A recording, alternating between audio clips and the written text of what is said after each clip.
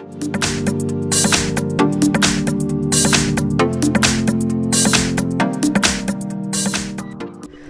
I've got Samsung Galaxy A50 and let me show you how to reset accessibility settings on the following device.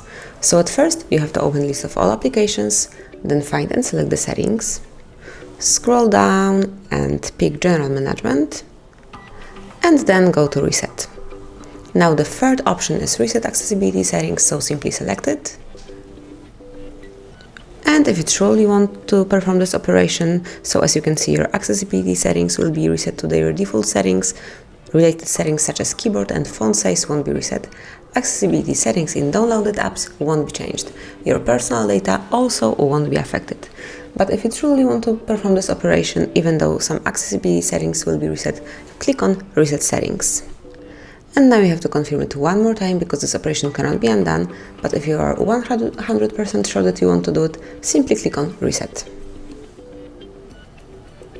And that's it. As you can see, accessibility settings have been reset. So that's it. Thank you for watching. Please subscribe our channel and leave the thumbs up.